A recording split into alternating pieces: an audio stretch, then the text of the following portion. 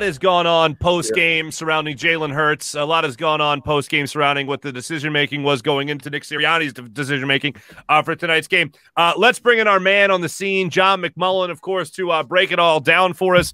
John, you're there at Lincoln Financial Field.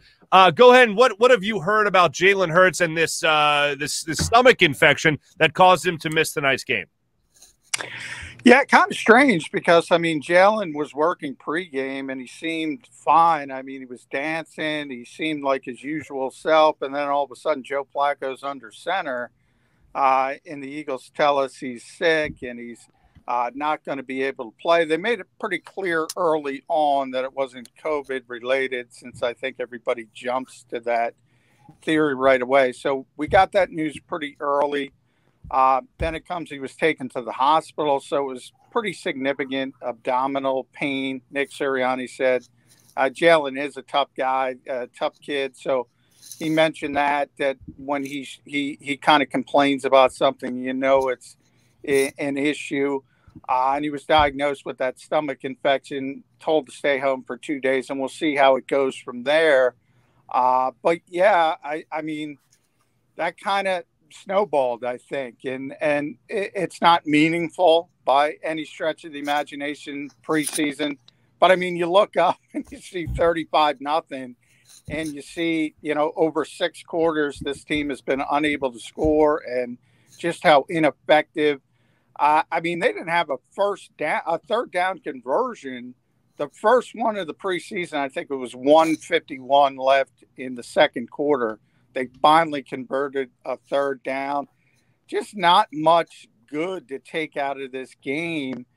The receivers, we were all raving about him. Jalen Reagor just took another step back. His route running, you know, here at the game, it was bad.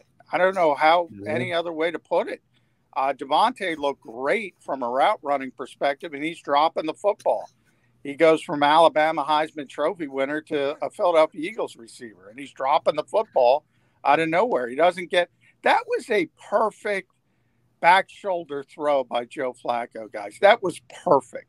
That's what you're supposed to do as an NFL quarterback, and he's not getting his head around in time. You know, I do the stock market on Sports Illustrated, ups and downs. I had a tough time figuring who was up after this game. I mean, there was who'd you land on? Good. Who was up? Yeah, exactly. Who did you land on?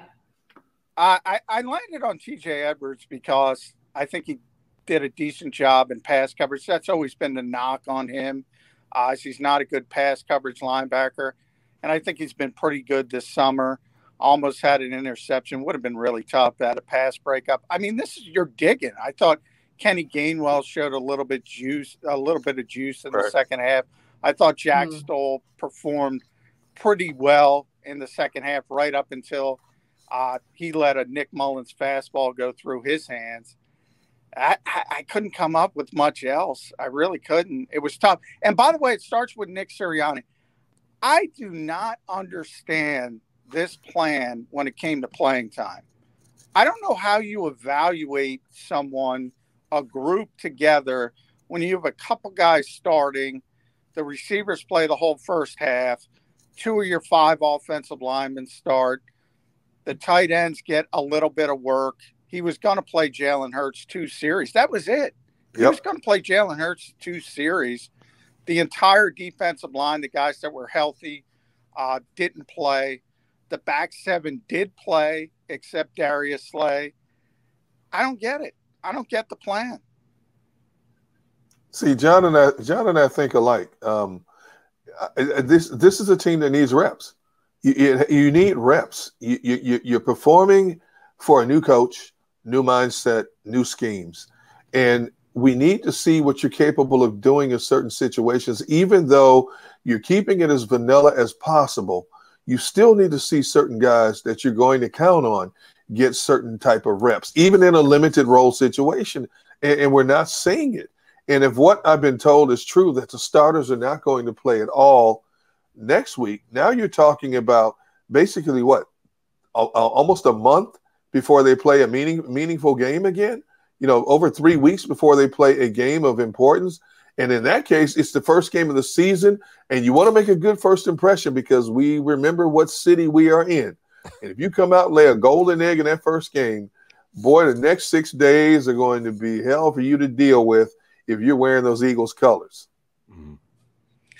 Yeah, I agree, Derek. And if you look at this process, and not only do you want to see the players learn a new scheme, as you mentioned, but you all, from my perspective, you also want to see the players who are going to play together play together. Yes. I mean, Lane Johnson and Brandon Brooks are dressed.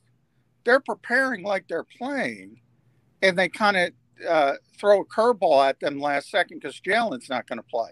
Right. Let them play for a series or two. That's all they were going to do anyway. And maybe you have a start with the Nate Herbig, airmailed snap and everything. Mm-hmm. Again, I mean, it is preseason. If you want this bad stuff to happen, you want it to happen in the preseason. So I'm not going to overreact from that perspective. My only point is, I want to see the guys who are going to play together. And if that's for 2 series, great. That's for 2 series. If that's for a quarter,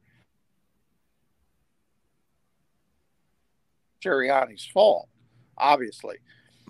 But if what Derek is hearing is true, nobody's going to play. The starters aren't going to play. Well, you can't put the starting quarterback behind a backup offensive line. No. You don't want to do that. So we have a guy who's going to play 10 snaps in the preseason. Doesn't seem like the way you want to go about it. Well, look at what the Patriots did. Look at how long Belichick kept his starters out there. Mm-hmm. Why? These are proven vets. Why you didn't have to keep them out there? Look at how long you kept Cam Newton out there. Even Mac Jones tonight. Mac Jones, that's your number 1 draft pick. He could be your starter before the season's all said and done. So look at how long those guys played.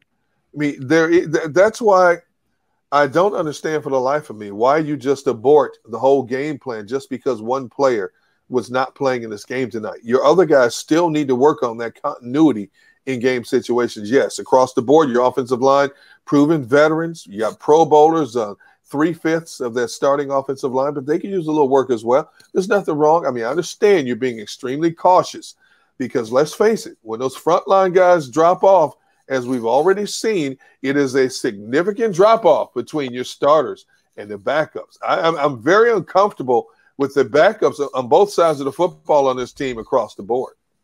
Mm-hmm. Yeah, and when I look at the defense, for instance, and say to myself, well, okay, you're right. I mean, Fletcher Cox doesn't need reps. Brandon Graham doesn't need reps. We all understand that. But it would be nice for Eric Wilson and Jannard Avery to play behind those guys and kind of get used to the feel of playing behind those guys. It's about more, and that's why I say I don't know how you can evaluate the unit. And by the way, I'm pretty comfortable saying, okay, there was no pass rush tonight except for Milton. No. But I'm not worried about that because there's no Fletcher Cox, no Brandon Graham, no Josh Sweat, no Derek Barnett. No, even Ryan Kerrigan, on and on and on. Those are the guys that are going to provide the pass rush. Mm-hmm. So I'm not necessarily concerned about that, but I am concerned about, Eric Wilson is a veteran, but he's new to this team. Jannard Avery is new to the position of Sam linebacker. Steve Nelson is new at corner. Obviously, Anthony Harris, Kayvon Wallace hurt his groin, Marcus Epps. These guys haven't played a ton of snaps. They need work with that top-tier front line, or at least the guys that are healthy. I mean, Derek Barnett and Javon Hargrave were not healthy, so I understand why they're not playing. I don't understand with everybody else. Last one for me anyway, John. One of the other rookies that played tonight was Zach McPherson. He's been practicing well. He's had a decent camp. When it comes to the preseason, though, he hasn't exactly shown many skills. What did you make of Zach McPherson tonight? Yeah, I think he's taken a bit of a step back. He was really good early in camp, and it's a little bit. I think it's one of the most difficult transitions from college to pro is cornerback because I think the game is played a little bit differently. Zach, I asked him this, and he said no, he doesn't think the NFL calls things a little bit more closely.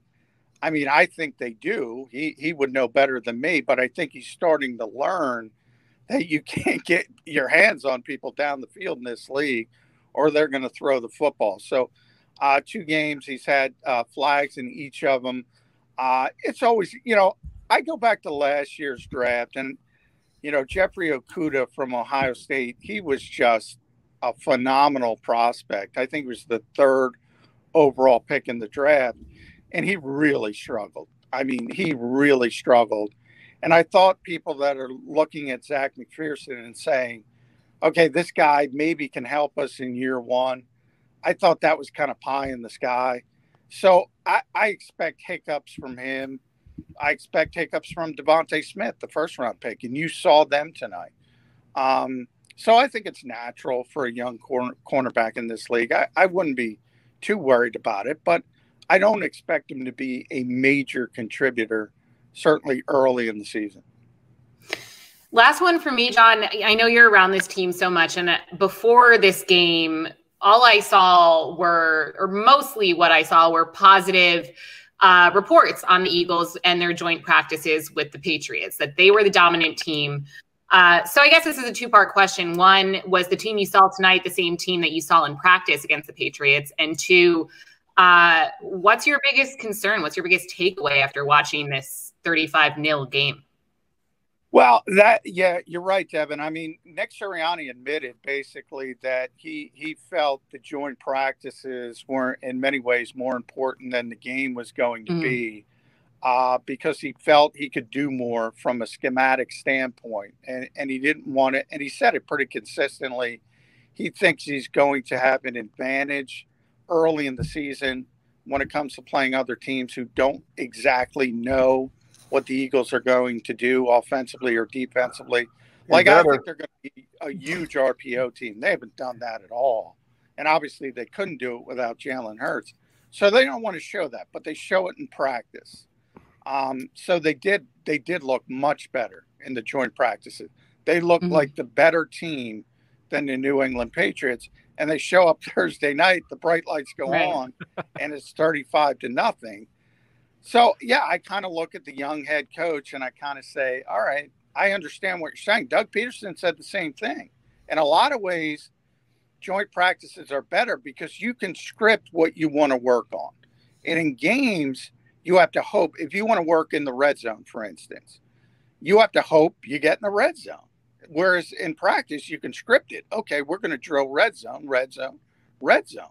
So I understand Nick's thinking. But again, I go back to the planning, and I don't think he handled Jalen Hurts' late scratch well. But again, this is practice; it doesn't matter. But I hope he learns from that because I don't think he handled it well.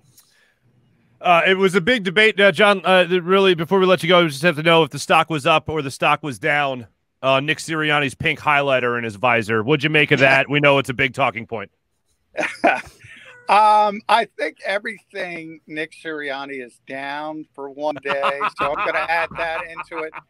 But it is. I don't want to. It is preseason.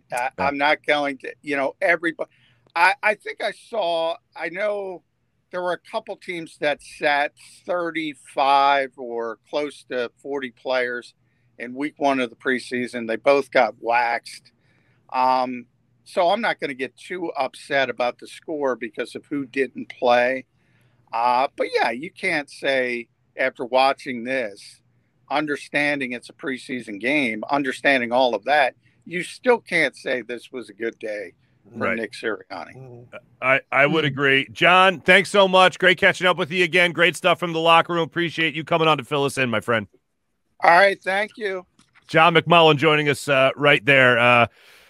I think I think he's most worried about the pink highlighter, to be honest with you guys. I think it was. I personally liked the pink highlighter. So did I. Little flare. Yeah, a little pop of color. It was very Nick Sirianni. I feel like he would put a pink highlighter in his visor.